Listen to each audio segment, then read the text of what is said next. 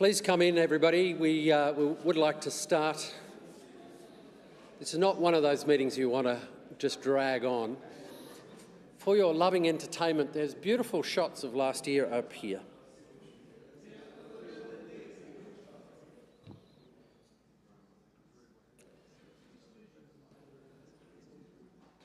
Okay, I'll open in prayer and then I'll explain all the different bits and pieces and we'll get started. But thank you for coming, everyone. Our Father, we ask your grace to be upon us as we meet, as it has been upon us throughout the year. We praise you for the love of the Lord Jesus Christ towards each one of us. And we pray, please, that in your kindness you might help us do the business of our church in such a way that we bring you honour and glory and set our church up well for the ministry we seek to do throughout this year. So, our Father, we ask for your hand to rest upon us and we ask it, please, in Jesus' name. Amen. Okay, just would like to let you know that we are streaming this because of the new COVID variant. There are some people, parish councillors, that can't even make it, so there's a few online, and welcome to you if you are watching online. You need to be able to sign a declaration in order to participate in the meeting, and the declarations are at the back. If you haven't done that, you should do that, please, which means that those that are watching online, there's no formal mechanism for you to participate, either by beaming you in or because you haven't signed the declaration, you can't vote or what have you, but at least you know what's happening. I'd like to begin, as I now do with my AGMs, with an acknowledgement of country. As we gather in the presence of God, we wish to acknowledge the Aboriginal people that God placed in this land, the Gurungai people, the first custodians and caretakers of the land upon which we now build our lives and gather together to worship. We pay our respects to their elders, past and present, and pray that God will unite us all in a knowledge of his Son, for all things have been created through him and for him, whether visible or invisible, and through his gospel all are reconciled to one another and to our Maker. Well, as you would know, our purpose is to have the AGM for NorthLight Anglican Church. Formerly, the name of our parish is the parish of West Pymble with West Linfield. We call ourselves NorthLight, the diocese call us the other thing, which is way too boring, but I should just let you know the proper name. We'll hear my report on the ministry here, the warden's reports and a financial report, and as always we'll be electing new office bearers to different positions, including wardens, parish council, synod reps, which is a 3-year appointment, and church nominators. There are some peculiarities about the way we are arranged as a church, because we've got 2 sites. So we are one parish with 2 churches. Makes sense. This is the annual general meeting of the parish, but we elect church wardens, which means All Saints people need to elect the All Saints wardens. St Matt's people need to elect the St Matt's wardens, which means when you came in and signed, you needed to pick which church you belong to, St Matt's or All Saints. I hope that's clear. It does make a difference when we're voting at 1 or 2 points a little later on. At the end of the meeting, there's the opportunity, if you'd like to raise business, that goes to the parish council. So you can raise points for the parish council to discuss. Okay, so the first thing we need to do, and I'm just going through the standard agenda that's set for AGMs by the diocese here, is to receive the declarations of those present. They're the things that you're signing on the way in. You do need to sign that to be part of this meeting, so if you haven't done it now, you should leave and just go and do that, and make sure you do that at some point. We need to determine if a quorum is present, and we need 7 persons, or 6 plus the minister. I think we have enough, so that's wonderful. We'll use your declarations to be part of the minutes of those present. Next thing we need to do, number 3, is elect a minute secretary. Well, I have pre-asked Chris if she would do so, but there may be some eager people who would prefer to do this role, and Chris would be, she has her I got voted out speech all lined up in her head, but, you know, so would we like to elect Chris or someone else to this role? It sounded very unanimous, but let me just ask it formally. Do we agree with this? All in favour, please say aye. Against? Thank you. Well done, Chris. And you're underway. Item 4, to receive apologies. So far I have apologies from Manny Karanaka, who's a warden for St Matt's, in isolation, Jason Ray, who's also in isolation, and Phil Mance, who's away. Are there any other apologies, please? Chris Kent.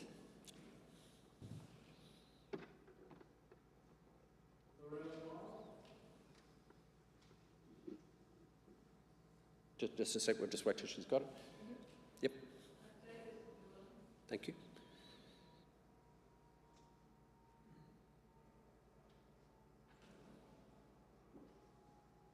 Speak now, forever hold your peace. Yep. Okay, wonderful, thank you. Item 5, to give directions as to the confirmation of minutes. So the minutes from this meeting need to be confirmed at some point. There are several options. The one this church has adopted in the past, at least St Matt's has adopted in the past, NorthLight last year adopted, was to ask the incoming parish council at their first or their second meeting to ratify the minutes. Would anyone like to propose that or something different? You're proposing what I just said? Yep, thank you. Is there any debate about that? Anybody want to propose something different? Okay, so the proposal is that the minutes be ratified, if you like, by the incoming parish council. I'll put that. All in favour, please say aye. Against? Done. Thank you. So what we're going to do now is move to the various reports, and you'll see some financial reports on the way in. I hope you saw that and have got that, but let me begin with my Senior Minister's report. So from Lamentations chapter 3. So I say, my splendour is gone and all that I'd hoped for from the Lord, and my soul is downcast within me. Yet this I call to mind, and therefore I have hope. Because of the Lord's great love, we are not consumed, for his compassions never fail. They are new every morning. Great is your faithfulness. To me, that feels like 2021. In Lamentations, the author, probably Jeremiah, is turning to God over the loss of the land of Israel because they're in exile to Babylon. They were very hard years for the nation. It came as a result of sin, and they were given over in order to for God to lead them back to himself and for them to rely on his promises. Now, I wouldn't equate our experience with COVID to the plight of Israel in exile, but our journey was so similar over the last year or two as we experienced all kinds of loss and hardship, both in the world and also within our church rhythms.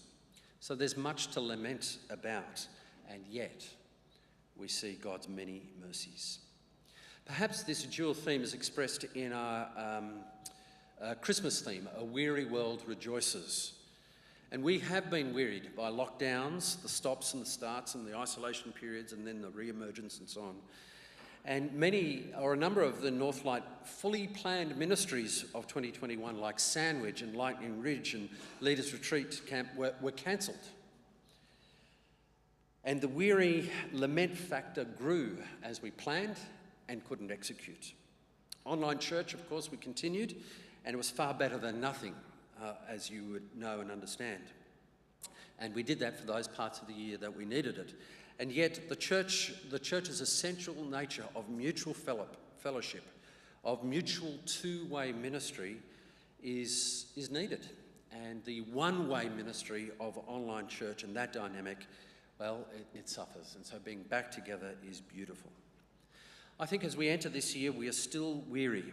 We're, of course, delighted to be gathering in person, maskless again. The singing is so much better without masks. Returning almost to pre-COVID attendance levels, but we're not fully rested as people over summer because Omicron hit, and it's making its presence felt even still as we try to relaunch our ministries again. And I think this means we need to be super gentle with each other this year. COVID is making an impact still. For instance, you will have heard that the Lightning Ridge mission trip is prudently going ahead with a smaller team so as not to bring COVID back to the town and bring a sour taste of the gospel if we were to do that. And yet, at least, God's mercies are good, we are able to renew our fellowship with that church and that town, which is crucial. My lingering concern from COVID is its impact on the church culture that we have. We've not had Lightning Ridge mission trip for 2 years, nor Sandwich, nor been able to visit our Sunshine Cambodia friends, nor run a smooth minis or ESL programs. We were within inches, if that's the way to put it, minutes probably, of shutting down our summer camp just this January. Therefore, we've not been able to teach a new generation of NorthLight people how beautiful and precious these ministries are. We've not been able to bring them into the good culture of those ministries and rhythms. And the lingering threat of COVID to NorthLight is that a new cohort of members have not seen the wonders of these ministries and therefore not enticed to engage in them or to go on those mission trips. I worry about this. The other thing COVID has done in our own midst is hasten people's life decisions.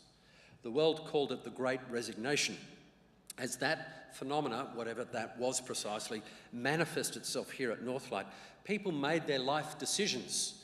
They hastened them, they rushed them. They were going to sell or move jobs or what have you. And they hastened them because of COVID. And so some sold their businesses and cut their losses and moved away earlier than initially planned. The young ones, particularly from our 6 o'clock service, have emerged from their lockdowns with plans to hyper-accelerate their lives to catch up on the goals that they had. And so they're moving out of area and leaving our church. Some.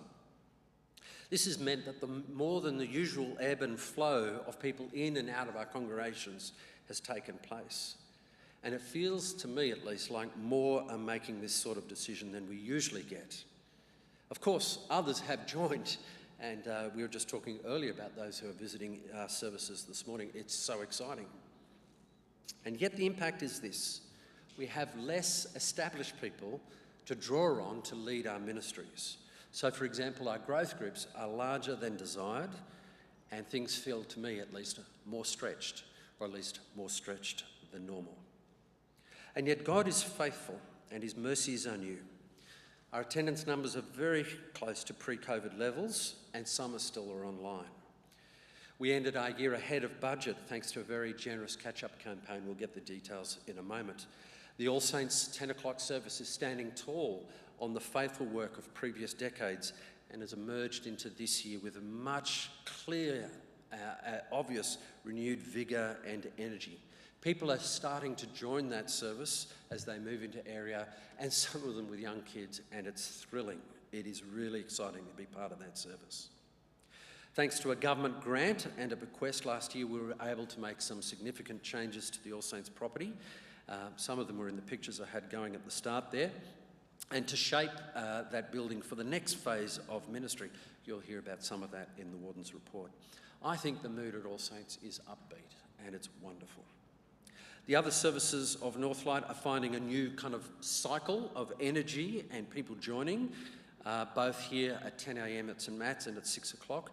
The 8:30 service has still got some COVID hesitancy, which is understandable, although I wrote that line before this morning when somebody came back from COVID, so it's great. The service that has had its hardest time over the last 2 years is the All Saints 4:30 service, which we started 3 weeks before the first lockdown. It never really had the chance to get off the ground and build momentum, and it's been 2 years of meeting and it's been 6 months of in-person meeting. What time is that? And in the midst of all of those ups and downs, it's not had the start that you had planned for a church plant. So it's meeting. The congregation there have a series of congregational meetings at the moment to figure out its next steps. Josh and Julie report new energy and growth among our kids and youth ministries as this year begins. The other week, Julie was saying there were 150 youth at youth group. 150. 18 that night were visitors, brand new. There are churches that are smaller than that in our diocese, many of them, than our youth group. Praise the Lord. It's great. And that's going to raise all sorts of questions like full of praise, but how do we resource that for further growth? Likewise, our ESL and Minis ministries were interrupted, and yet they adapted, and the leaders of that were just fantastic. And they're rebooting now, including a pilot Minis at All Saints. Please pray that God gets that one off the ground in the months ahead. So I want to take a moment to thank all our lay leaders, those who ran and converted to online ministries, for those who prayed, for those who laboured, especially getting people back into reboot phase, for the musicians who served us all the way through. And I tell you, it's hard to minister to people through a camera. There's no feedback, and yet they did it and played with all their heart, and so thank them. To my mind, the project we call NorthLight, the merger of a small and a medium church, has gone really well, and the overwhelming sense is that many are happy that it has progressed. And yet we merged, just formally at least, just before lockdown, and this has meant that we have questions that have been put on hold whilst we dealt with the COVID experience, and we figured out how to run two churches in a pandemic. Well, it seems to me that this year we have fresh opportunity to ask new and big questions like, what is the most effective way to deploy staff across two sites? Are we doing it the right way? There's a question. The staff are actually pressing into this as we speak. What does NorthLight need from its governors, its wardens and its parish council that it didn't need when it was All Saints or St Matt's? New question. What are the things that work across the parish? What are the things that are unique to each congregation? We've defaulted into something during COVID, but what is the right answer to that question? And then there's larger strategic questions like, what do we need from our properties to grow our ministries into the future? Is this the right shape? So there's a new order of questions I think we have to put our minds to. Here's the way I think about it. Here's my analogy. It's like the school parent who buys shoes at the beginning of the year for their child, which are 2 sizes too big, so that they can grow into it before the shoe's worn out and it's still able to wear it. Well, our shoe is too small for us, so we need to build a new shoe, so to speak, one that suits NorthLight, not All Saints, not St Matt's, NorthLight. And we need to build it big enough to grow into without rubbing our toes. There's been much change in people and staff over the year. Michael and Joe Charles, CMS missionaries to Chile, they completed their stint in Chile with CMS and therefore with us after 18 years or so, and so that stint comes to a close. We were in lockdown when we were due to celebrate that with them, and that was not well supported. I really feel that was not the best way to end. And yet our ministry, our partnership with CMS continues, particularly via Amy Stevens, who's a link missionary with All Saints. In terms of staff, Sue Goswell, whom we love dearly, has stepped out of her role at the church office, and Sarah Newton-Brown has capably stepped in. Other attempts to reconfigure the ministry support roles didn't go as smoothly as we wanted last year, but I think it's working well now. We welcomed the Robsons to church at the beginning of last year, and I tell you, Andrew is proving invaluable to me. I hope to you, but certainly to me. I can certainly testify to that as he thinks about all sorts of things I'm weaker on. I just love it. Jordan transitioned from a student minister to a full-time role serving at 10 o'clock here. He's doing a great job, and this service is doing well. Jess Anderson has joined us as a student minister last year, and now it's beautiful to have her in a part-time role as a women's ministry at All Saints, and her husband Zach has taken over her role as a student minister. So this is just terrific stuff. It's also good to be able to launch or relaunch in this church the MTS program, the Ministry Training Strategy with James Beck, and I think this is wonderful, and this is what I'd like to see more of. James has grown enormously over the last few years, and I hope will do so again. And I hope God raises up a super capable cohort of people like him who we can train and deploy in ministry, support Julie and kids and youth and so on, and really see people fed into the full-time ministry. And then, of course, you know that Ross and Christy Collins leave us after 4 and a bit years to take up an assistant minister role at NorthLight Anglican Church. When I see the rector there, I have to pull my hands back from choking him, but that's I can do it in a godly way. We thank God for them. They have been wonderful. They'll be remembered long and as a happy and capable ministry, and we do pray that God will use them mightily at NorthLight in that assistance role. Finally, I'm going to leave my last comments to pay tribute to Erica Sainsbury, a giant in the faith of this church, whose service here at St Matt's has been long, as well as in our diocese and many, many organisations. We're hearing of 1 in 100, 1 in 1,000 year floods. I think Erica was a 1 in 1,000 year servant. I think she was extraordinary. We have been privileged to benefit from her wisdom as we became NorthLight and her service, and we could keep going, but the funeral that we had here for her did much of that. I'm going to ask us in just a second to pass a formal motion by the AGM of thanks to God for her and her ministry. I think that's a beautiful thing to do. The Parish Council passed this motion when it met in last month, and so I think it's just nice to repeat that, copy and paste that, and just to mark a great saint in that way. We miss her, and as she taught me, we do not seek to fill her shoes, we seek to put somebody there to build on her, to stand on her shoulders. Well, the Lord's mercies are new every morning. May we see more of those mercies again this year. So here's my motion about Erica, and it's just, apart from the word AGM instead of Parish Council, it's the same as the one the other day. The AGM of NorthLight notes the passing of Erica Sainsbury on the 24th of December 2022 and gives thanks and praise to God for her service of our church and that of St Matthew's for many decades before. We're comforted to know that Erica is with her Lord and Master in heaven, and thank God for her work as warden, synod representative, church nominator and humble servant. Her tireless efforts and hours of sacrifice within and beyond our parish for the Church of God made her one of our great saints. We wish to acknowledge her important role in forming the partnership between St Matthew's and All Saints, and we know that her significant influence on the shape of NorthLight will continue to be evident in the life of our church. That's my motion.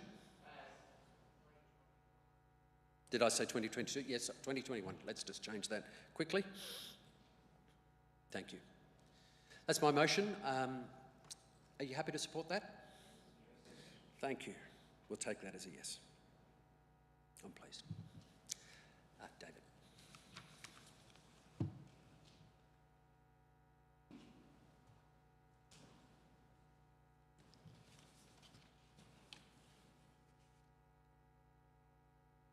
Good afternoon. For those of you who don't know me, I'm David Halliday. I'm one of the wardens for All Saints over at West Lindfield. So, unfortunately, the St Matt's wardens, for various reasons, couldn't be with us today. So, here we go. We were privileged to serve the merged parish of NorthLight Anglican Church in its inaugural year of 2021. We thank God for sustaining us and the support and assistance of the NorthLight staff and community. We addressed a number of issues during the year, and there's three we'd particularly like to highlight. The first of that was the passing of Erica, as Baz has just discussed. She was certainly a giant among people, so she is sadly missed, and we give thanks for the enormous amount of work she did. We also continued to deal with the ongoing pandemic. We continued to respond to COVID-19. It was another year of lockdowns and restrictions. We worked with the staff team and numerous volunteers to keep services going as best as we could through the various states of release and lockdown.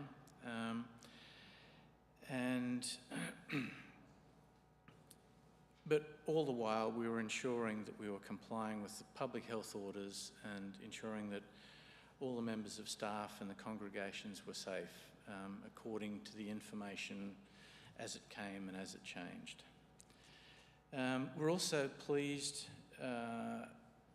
to report again that the Necessitous Circumstances Fund was established in 2021.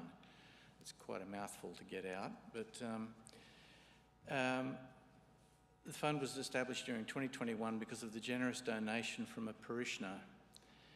The fund has been set up to provide relief for people in Australia, both within the parish and beyond, who are in need, in necessitous circumstances. The NorthLight Wardens form the committee that assess the eligibility of applicants to receive funds, and those funds are when they're donated, they're tax deductible, and they are then delivered to the recipients either directly or they can be through a third-party care provider or whatever's appropriate. And we're very pleased to report that the fund has provided assistance to several people at the end of 2021. So, we give thanks to God for being able to provide for those people in need, and it's all because of the generosity of the people of NorthLight. So, it's a wonderful thing. Moving on to the main responsibilities of the regular responsibilities of the wardens. The first of those is finances. With the passing of Erica, she made the whole finance system work, and we instituted a team of people to try and fill in behind her. And that team have worked tirelessly to keep the church functioning and to complete the budgeting process for 2022. That has all been successfully done, and at this point we would like to thank those people involved, and specifically Mike Codling, Dwayne Woodbury, Alan Puddick, Panchen Ratnessa, with assistance from Andrew Robson. And we also thank Peter Close, who has seemed to take on a large portion of the responsibilities there.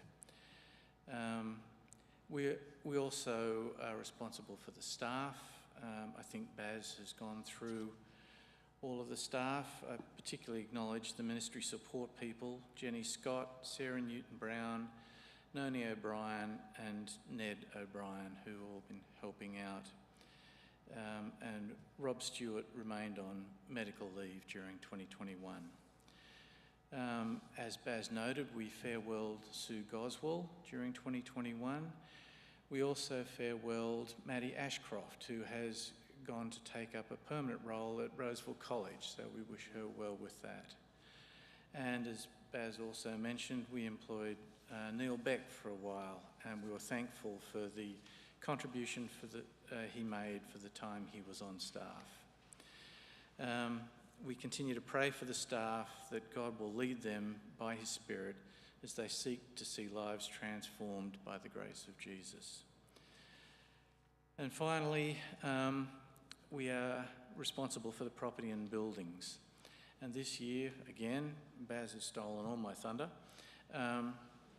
The wardens coordinated the refurbishment of the rectory at West Linfield, following the departure of Phil Reed and his family. And as a result of generous contributions from the parish, we were able to renovate the kitchen, the bathroom, install new flooring, window coverings, lighting, ducted reverse cycle air conditioning, and give the rectory gardens a makeover as well. So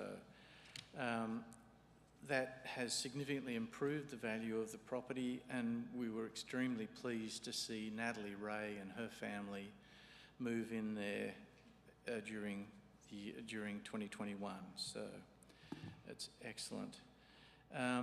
Following the receipt of a government grant and a bequest, we were also able to do some further renovations. We renovated the outside toilet block down the back near the old hall. And we built a ramp from the old hall to the toilet block, renovated the front entryway of the church, replaced the church windows, removed the organ, pulpit and several pews to make more room at both the front and back of the church. We were also able to erect a new front fence, which was completed right at the end of 2021. And that has been great now for our morning tea out the front. The kids are corralled in, so it makes it a much more relaxing event. Parents aren't panicking. West Pymble saw a relatively quiet year on the property and building front after a busy 2020.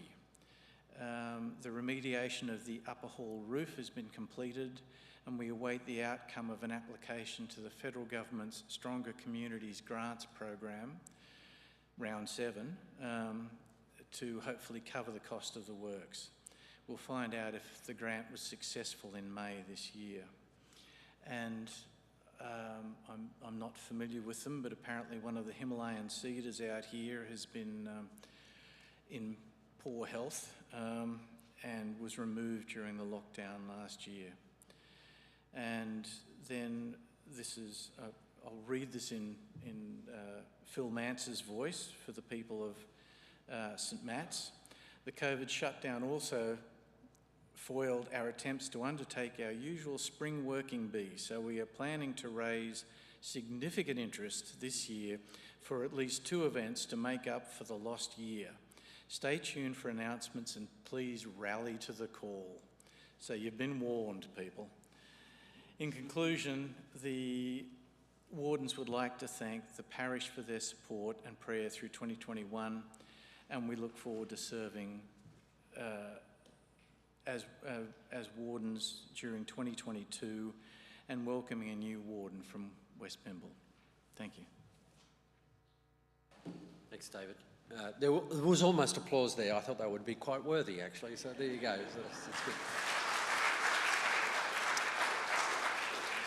I'll ask Peter and Michael up just to give the finance reports, and then we'll pass both of those together. Just want to say, if I may add, dare I add to the Warden's report, as far as I can tell, one of Erica's last duties was to disperse the funds to the Necessitous Circumstance Fund on the day of her passing, and the Wardens myself got an email, and she was just so thrilled and delighted that we could do such a thing. One of her last acts of generosity to others. I love that.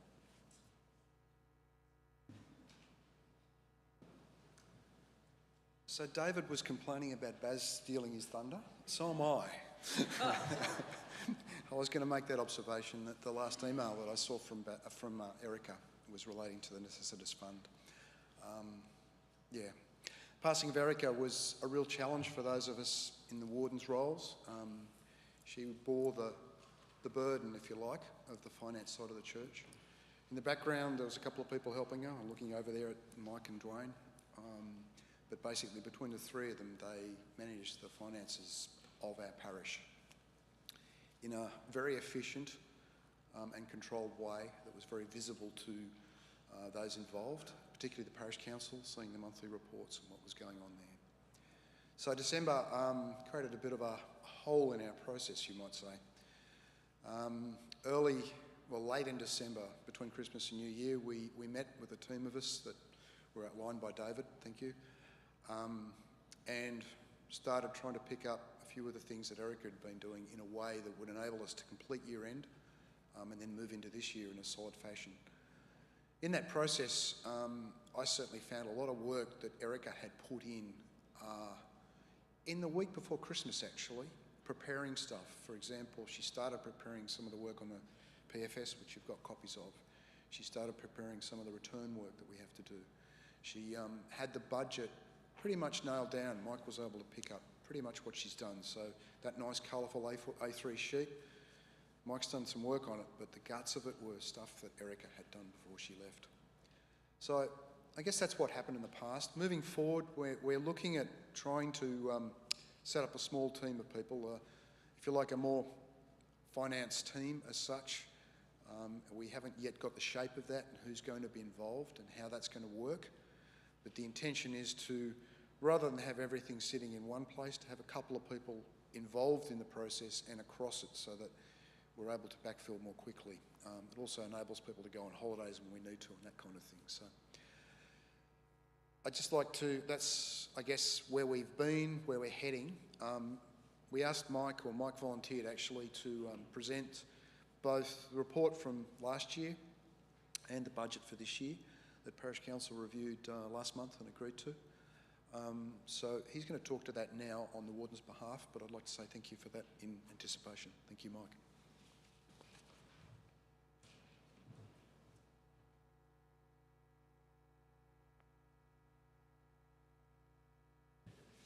I've got one. Thanks, Baz. Good afternoon, all. I am going to talk to that large big A3 piece of paper that Peter mentioned. Looks like that, if you've got it. And if you're online, you might struggle a little bit to follow what I'm saying. A few people, I'm just going to wait, actually, there's a few people who are going to grab one, yeah. Well, they all run out.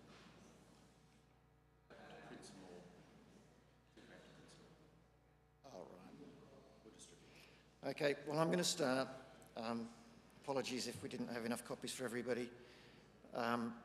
What we tried to do on one page is to summarise the results for 2021, but also the budget for 2022.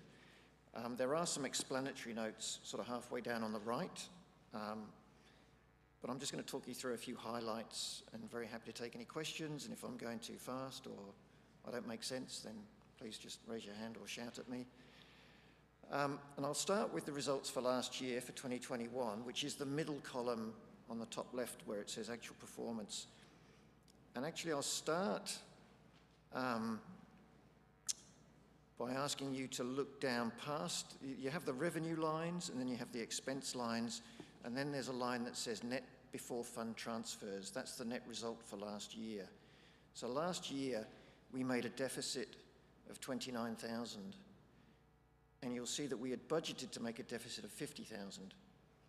We budgeted that deficit specifically in relation to the capital works at All Saints, and we had the funds in the balance sheet. We have a special reserve set aside for events like that when we want to do some big capital works. It's called the Major Capital Works Reserve, and we intended to use that reserve, which is what we actually did. So we budgeted to lose 50 or have a deficit of 50, but you'll see we had a deficit of only 29,000. So we actually did better than budget by 21,000. And that was nearly all attributable to the fact that we got more offertories than we budgeted for. So if you look back up to the top where it says offertories, we collected 1.25 million and we budgeted to collect 1.22 million. So that was a great result, but as Baz said, it was largely due to the fact that we had a very successful catch-up campaign in late in the year, which raised $90,000. Without that, we wouldn't have been above budget. Has Tina got one? Did you? One more. Oh. So yeah, to summarise, we did better than budget by 21,000, nearly all due to offertories. There's lots of other moving parts here. I'm not going to talk to all of them. The variances to budget effectively net out to zero across all those other line items. But to just mention two or three of them, the first one I'd mention is what's already been mentioned about the special works at All Saints. You can see in the middle of the revenue, there's a line item that's called Special Campaign. We raised 32,000. We were hoping to raise 33 in the budget. We got very close with 32.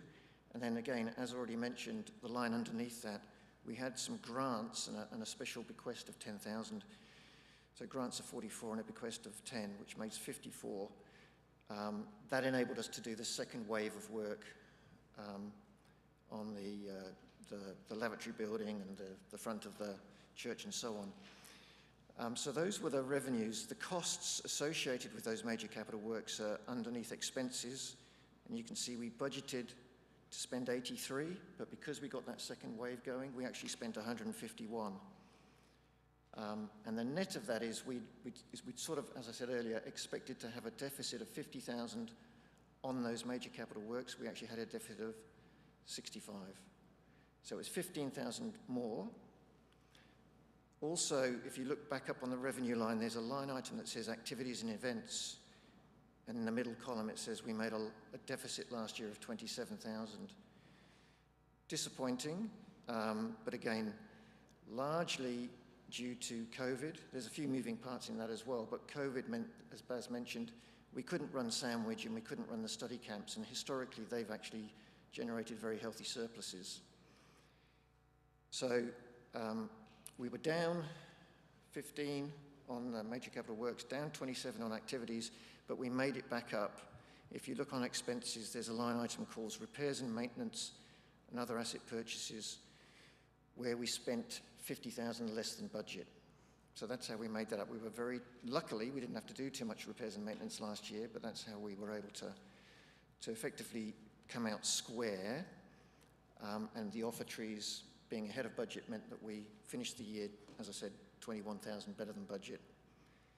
If you're really interested in the accounting, underneath the net result of 29,000, there's a couple of numbers. One, it says transfer from major capital works reserve. As I said, in prior years, going back a number of years now, at least probably we started this probably about 10 years ago, maybe 15 even. If we ever made a surplus, we'd save it in something called the Major Capital Works Reserve, essentially saving for a rainy day. So if we ever need to do things like the roof or other major works, we had those funds available. And that's what happened with the All Saints Rectory. We had those funds available, and so we transferred the 65,000 deficit that I mentioned. We used that reserve to cover that cost. And that meant net that we could transfer 36,000, we had an extra 36,000 that we could actually put into our future staff pool. And again, we established that a few years ago when we knew we were going to grow our staffing, and we couldn't possibly afford to do it all in 1 year and ask you to stump up offertories of 10 or 12%. So in the early years, when we were making some surpluses, we put them away into this future staff pool, and we're now drawing on it because the last few years we have been putting on quite a few staff. Anyway, that's the story for 2021. It turned out to be a very fine year financially, and we got a lot achieved. If you look at the budget column for 2022, I'll just start right at the bottom on expenses. The total expenses are 1.42 million budgeted next year. If you do look at the 2021 number and take out the major capital works of 151, you'd find that the total expenses are also 1.42 million. So actually, except for major capital works, put that to one side because we haven't got any of those planned in a big way for this year, we're keeping expenses exactly flat year on year, like 5,000 difference on 1.4 million. And the reason for that is if you look at the actual line items and expenses, staff costs, which is the vast, vast majority of our expenses, are completely flat, slightly down. That does allow for 4 months of Ross Collins until he moves on. Plus, we've allowed for the employment of a locum 2 days a week for the rest of the year. Now, that may not come to pass, Baz. I don't think you mentioned whether or not the likelihood of that, but we've got that money saved away in case we can attract a locum to come and help us out 2 days a week for the remainder of the year. If it doesn't, we'll have a little bit more to play with. And then the running costs, we're tightening our belt a little bit, and Andrew Robson's helping to tighten the belt a little bit around the running costs. However, the repairs and maintenance was artificially low this year. It just was. So we expect that to go back up. And that's how we end up with the expenses being flat. And then because we set the expenses, then work out how much we've got to ask the congregation for, having set that, if you go back up to the top, the offertories we're seeking for this year is 1.296 million.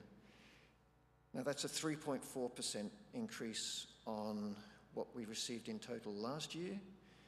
We think a 3.4% increase is reasonable and achievable, particularly if we continue to grow the congregation.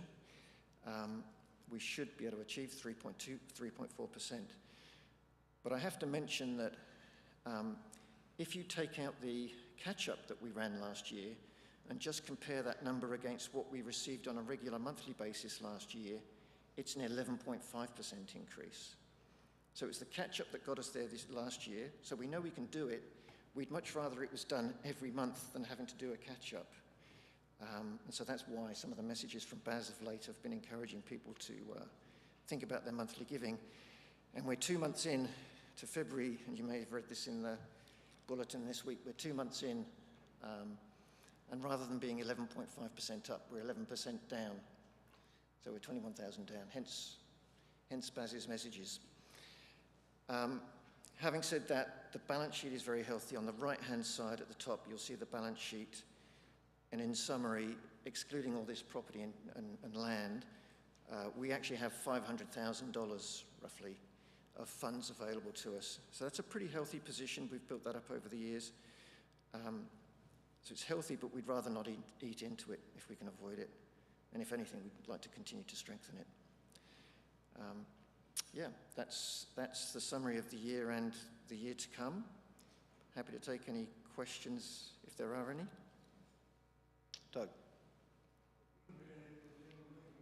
No, that's what I was expecting.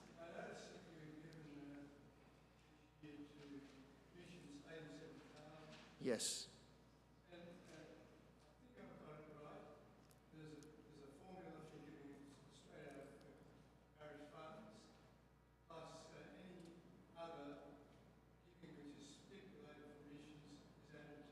That's right.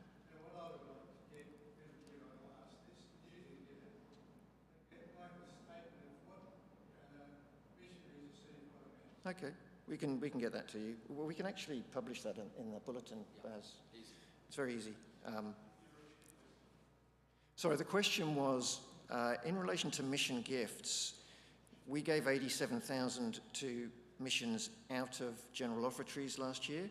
That doesn't include, if people put money in an envelope and designated it to go to a mission, that also went to the missions. But this 87,000 came out of what we collected in offertories. And the question was, where did it go? And we've got roughly 20 partners. Is that right? About 20 or 21 partners that we fund. And so we're going to provide that breakdown in next week's bulletin. Thanks, Doug.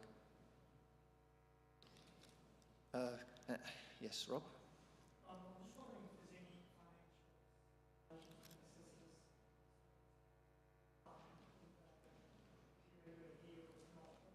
They do, and so you'll see that in the actual for 2021.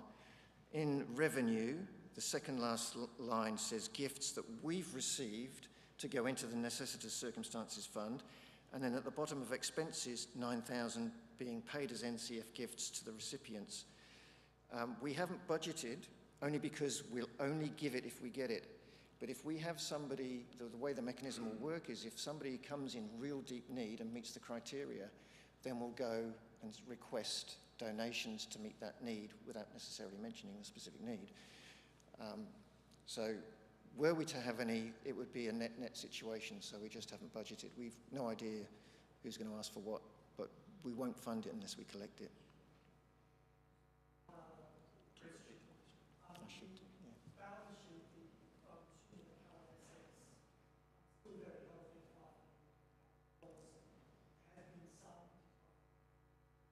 Yes.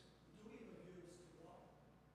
I mean, seeking to build that up actively, is there a sort of a comfort that we'd like to have in that in the back? Yeah. Or is that really just a matter of improving all else and just Yeah. Yes, so I don't know if everybody heard that question from Rob, maybe not online, but essentially asking how healthy is the balance sheet? It's deteriorated or it's reduced from funds of 610 at the end of last year, at the end of 2020, I should say, to 500 at the end of 2021. What's our goal, if you like? What's our target? And so the reduction was a planned reduction, Rob. We had collected specifically in the future staff pool 80,000, and that was used. That was 80 of the reduction. And the other reduction related to the major capital works reserve. I should just say, the 80, we use the 80, but then we save 36. It's a little bit more complicated than that. Right at the end of the year, we save 36. But we also plan to use the major capital works reserve of 50, and we actually use 65. That's why it went down. Where it stands at the moment, you'll see of the 500, roughly 200 or 213 is in what's called restricted funds. So those were very specific bequests over the years to both churches from individuals saying, we'd like to bequest this money, but it's for a very specific purpose.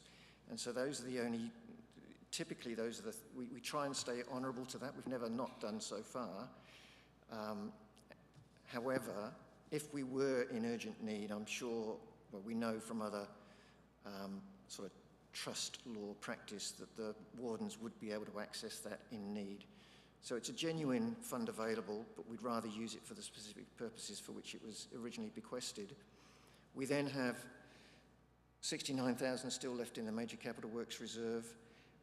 I think as wardens, I'm not a warden, but speaking on behalf of the wardens, I think we'd like to see that increase back up to nearer to 100,000, because you just don't know what rainy days we're going to have in the future.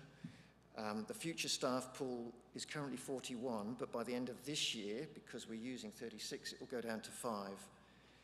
Now, we haven't really had we have had some conversations about staff, but I'll let Baz potentially talk about his vision for staff. At the moment, we're not expecting to have a big ramp up in staff imminently, so we don't need a big reserve set aside for that. But the general funds is 178. Normally, you know, the rule of thumb that we've always used here, which is a typical business rule of thumb, is that we want to be able to cover 3 months of expenses. That doesn't do that. So we're spending 1.2 million, roughly 100,000 a month. That should be nearer to 300. It's down at 178. So that's why we can't make a surplus this year. This is a tough year. It's a tight year coming out of COVID. But when we get going again, hopefully in a year or two, and a few other things settle down, we actually want to start just making small surpluses to build that 178 over time back up to nearer to 300. So that's our, again, talking on behalf of the wardens, that's our vision. And I think that might be all. I can. So, also, and yes, that's right. Baz has just asked me to explain the other document with a lot of financial numbers on it. That's the annual return that goes to the diocese. It's called a PFS. And that's what the auditor reviews, and the auditor has signed. At the back you'll find his signature along with the wardens. There's a lot more information here, line by line, than I've set out on that one-pager, but they're entirely consistent. There's a slight difference between how this is prepared and how we run our management accounts, which is the summary on the A3. And that, if you looked at the big summary A3, there's a section C that just explains how we reconcile one to the other. If you're an accountant, you'd get that what we're doing there is explaining what goes to the diocese is on a cash basis only. So what comes in and what goes out, that's what the diocese wants to know. But the way we run our accounts is a bit more sophisticated than that for our own purposes. And so, for example, using the staff fund and how we accrue and transfer in and out of that fund, the diocese, you know, wouldn't want to know that. That's too complicated for them trying to coordinate across goodness knows how many churches they have. But we do that. So there's a slight difference between the two. But this one's been audited. To be able to provide the audit opinion on this, he's also had to audit our management accounts. So they're both correct and reconcile. Yep. There's a statement of insurance policies on the back if you're interested. Pleasure. Could you thank Mike? He's done so much work.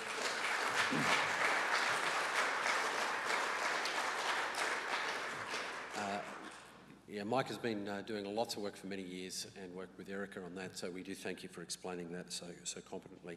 At this point, that's all the reports. We need a motion to accept both the reports and the I'll do the budget separately. So just the reports from the wardens and the finance report. Does somebody want to make that motion, please, that we accept those reports? Bob Neander. Yeah. So there's a motion of thanks for all those that are reported throughout the difficult years. Let's just take them in turn. Bob's just put that we accept. Yes, so Bob's moving that we accept the reports, including the financial reports. We need a seconder for that. So Max has popped his hand up. Max Bryan. So let me put that all in favour of accepting those reports. Please say aye. Against, thank you. And then, would you like to formulate a set of words? A vote of thanks to all those who've served.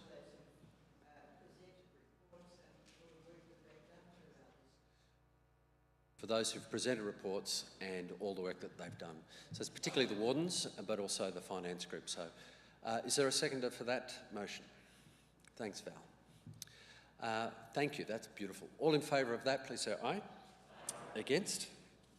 Thank you. Let's now pass the budget, assuming you're happy to do so, given Mike's explanation. So is there somebody to put that as a motion, please? Peter. Peter Blank. Peter. A seconder? Thank you.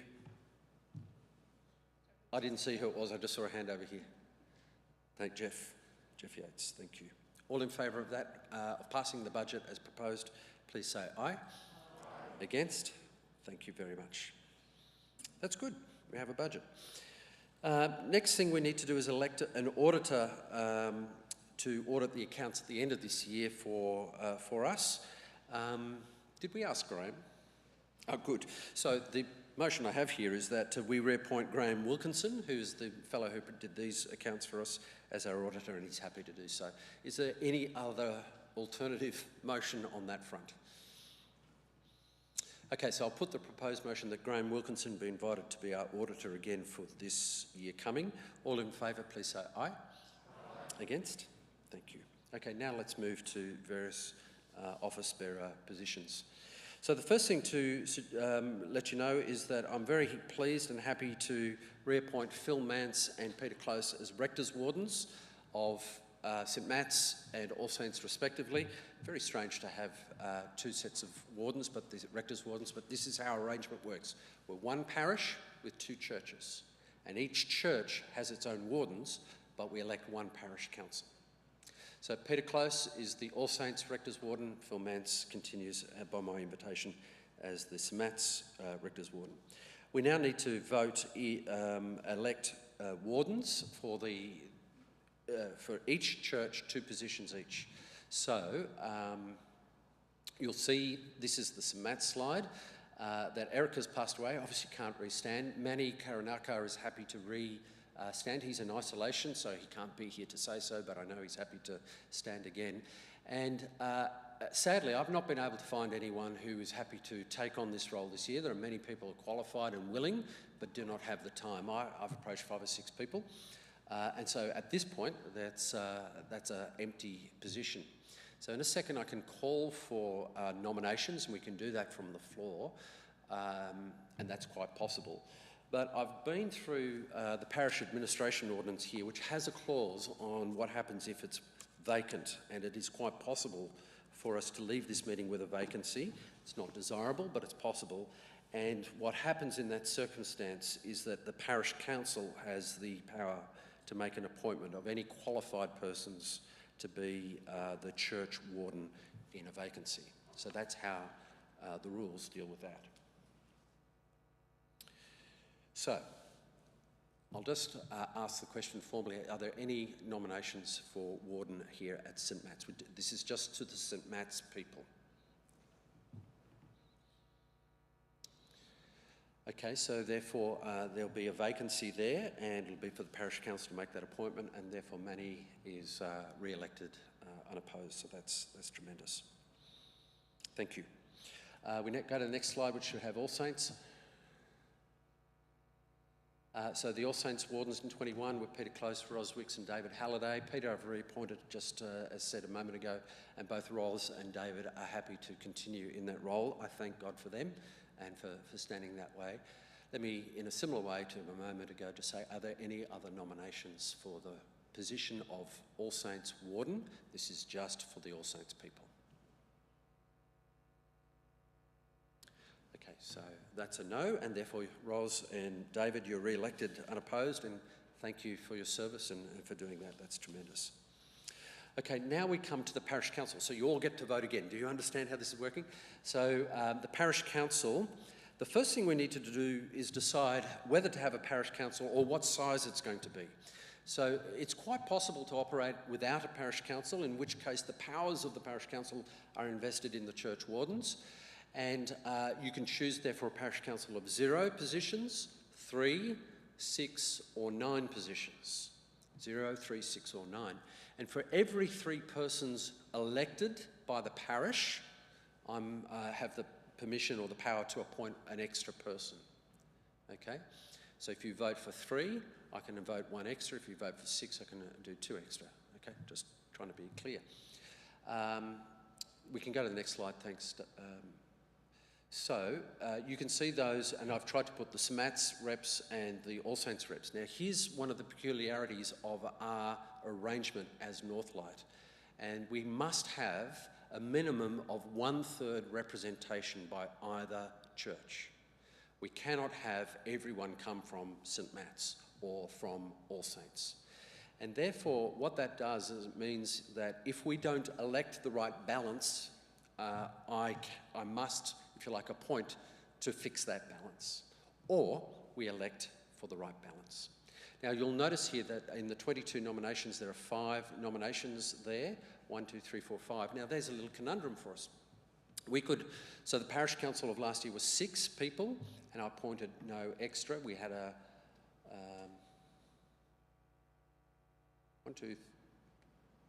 must have appointed extras, my mistake. We had all those people in the first 2 columns there.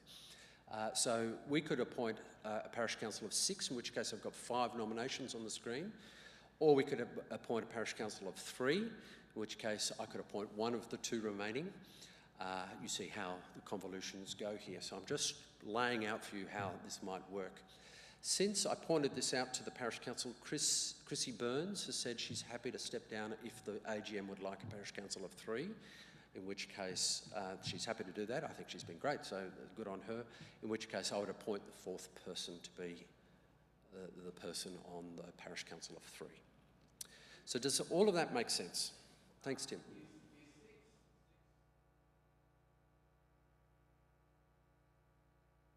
No, so I've divided them so you know where they come from, and you can see that the top, on the right-hand column, the top 2 lines are St Matt's people.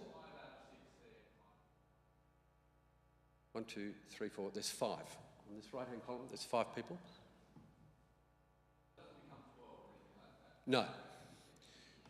So out of those 5, they're the ones who've nominated. I can call for more nominations, which I will do in a second, but the first thing we have to do is decide on the size, right? And then we call for nominations. These are the pre-nominations so that I can get you an idea. Okay? So, yes?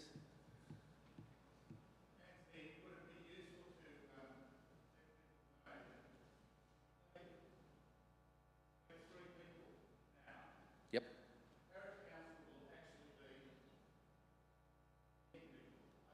Thank you.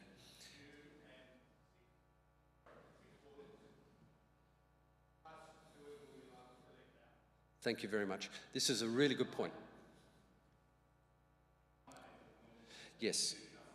So we're now thinking about the size. In addition to these people, the 6 wardens, of which we've now got 5 at the moment, become members of the parish council, plus myself, so that's 7 people, plus whatever the amount you elect. So if you elect 9 people and I appoint 3 more, that's a parish council of 18 or 19. Please don't elect a parish council that big. It's too much. Paulo.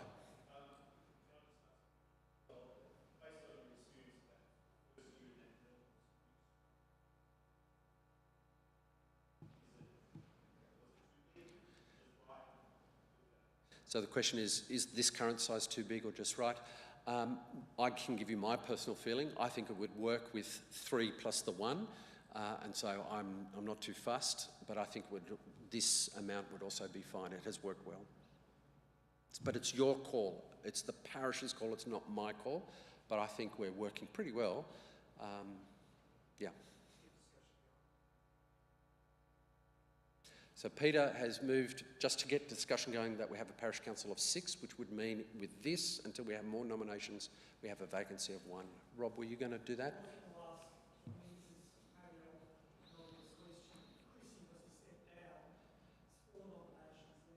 Yep.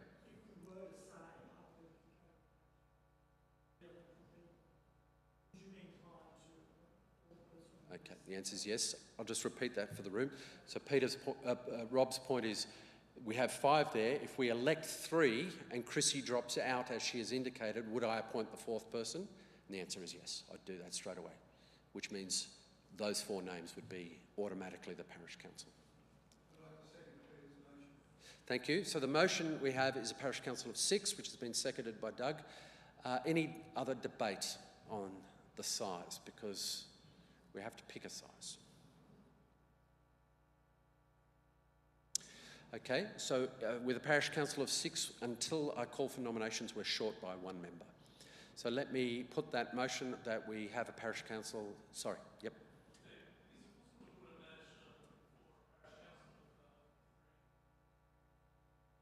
You'd have to vote down and argue against the current motion or amend it. So do you want to make a case? Do you want to stand and nice and loud?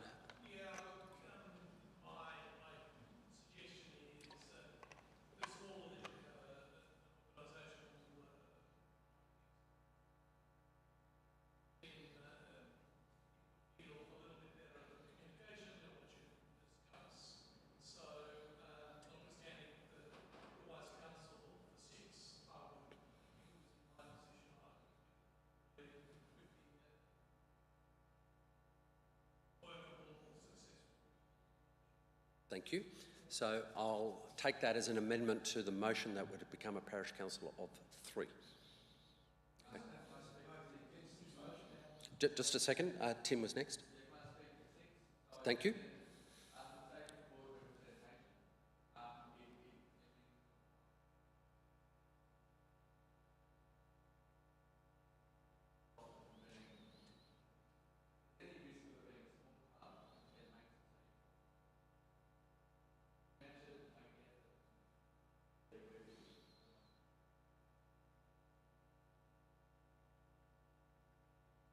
Thank you.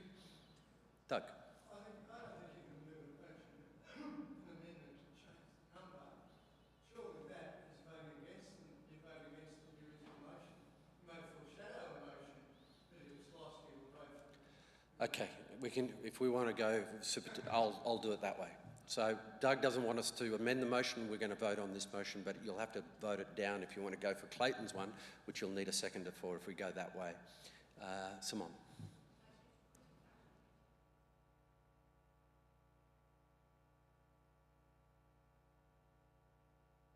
Yes. So the question was, if we vote a 6 and we have a vacancy, we can carry that vacancy and the parish council can appoint along the way. Rob. Yeah, I'd like to speak against. I'd like to speak against having a 6-man parish council.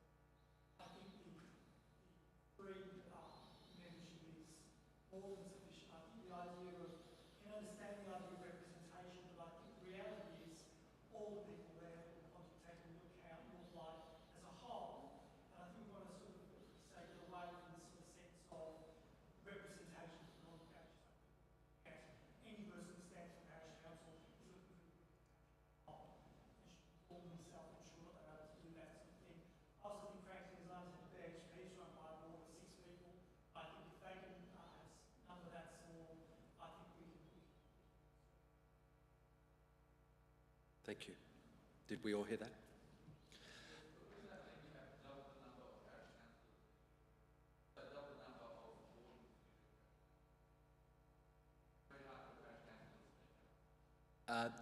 The wardens become part of the parish council and represent the parish in that way, and they carry the warden's responsibilities. But yes, there would be double the amount of wardens.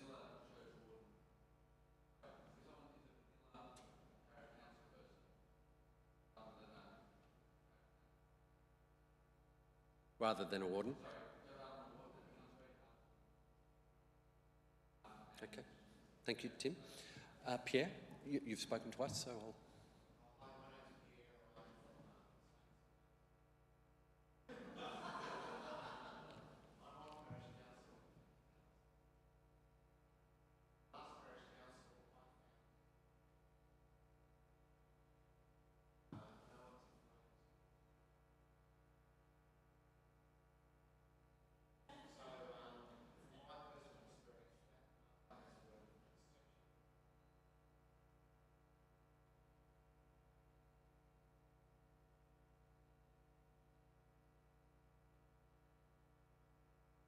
Thank you.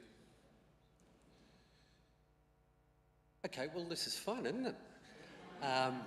Okay, so the motion is that we have a parish council of 6. If you want it smaller, you'll have to vote this one down. And if this one passes, then we don't worry about the other motion. Is that okay? So I'll put the motion that the parish council be 6 in size. All in favour, please say aye. Aye. Against? No. I think you lost. Okay, so it's a parish council of 6, and therefore there are 5 pre-nominations, if that's the way to put it. Are there any further nominations? Okay, so you're all elected unopposed, and there's a vacancy of 1, which the parish council can fill throughout the year. So congratulations to you guys, and thank you for serving again. Well, that was fun.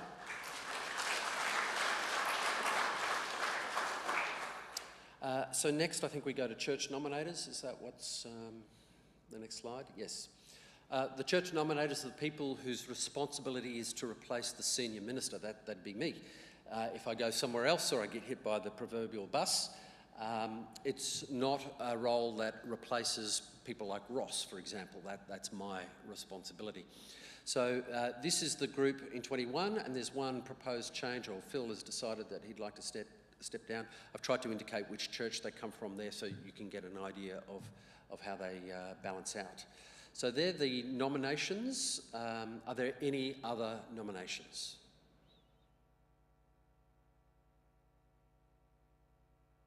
There's 5 positions, sorry. Thank you very much. This is the full quota. Thank you very much for that, Paula. So any other nominations? Okay, so congratulations to you 5. You're now the church nominators with hopefully no work to do.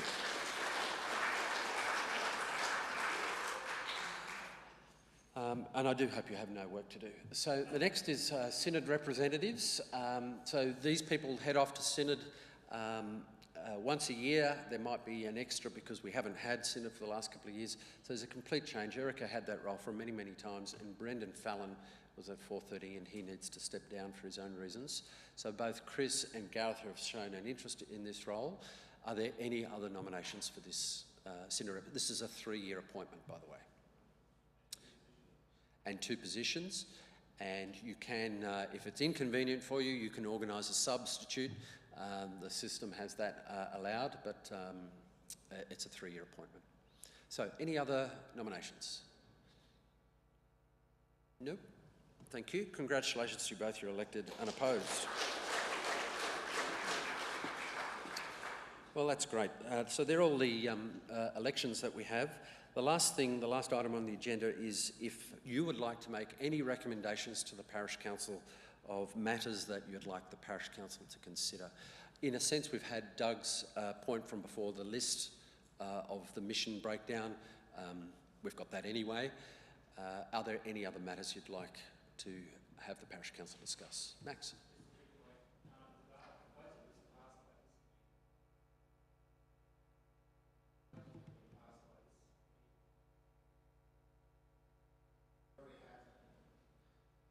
Yep, so the parish council. They happen to be the same members, but yes, the new parish council will take the budget from here. It's the one that they have to work with.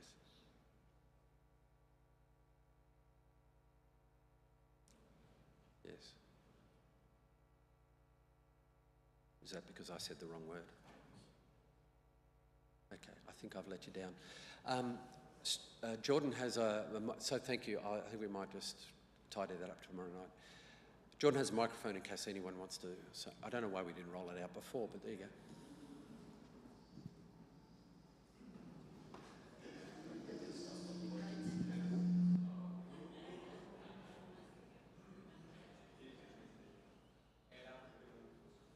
Okay, well, this is wonderful.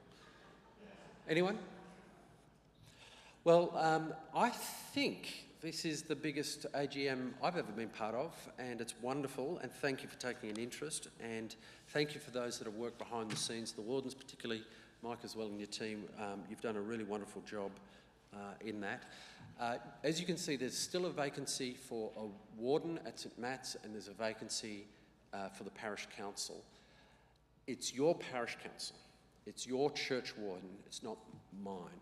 And so you're welcome to talk with people and find nominations and find people and suggest them, and then talk to me about that. We can put it to the parish council to get that formalised.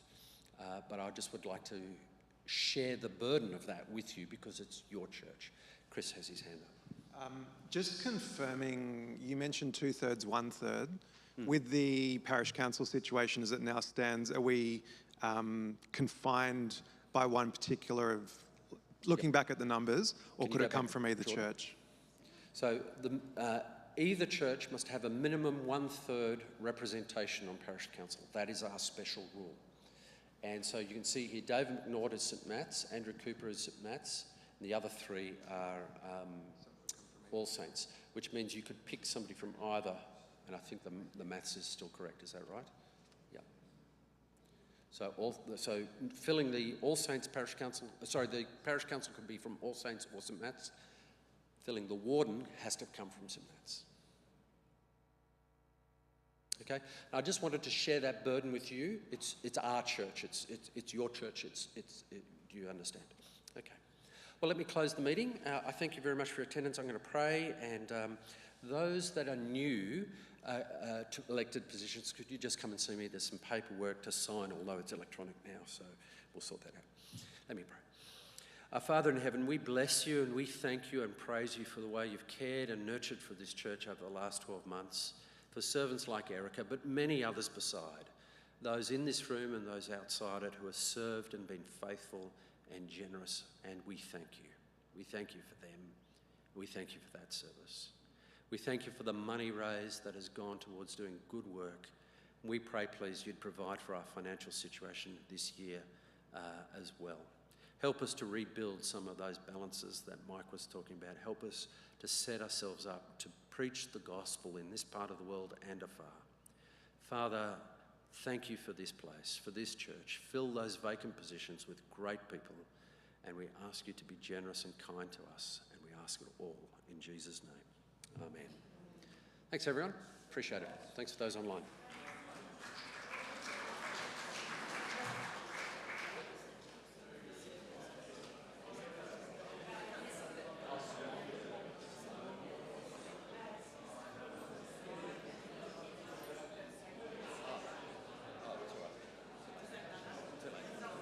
It's not a vote.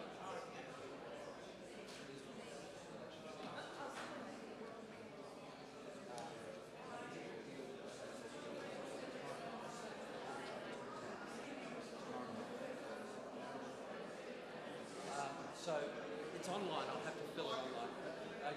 Do you happen to know your work with children? Do you have an electronic driver's license through the New South Wales app? You know you can load it in there.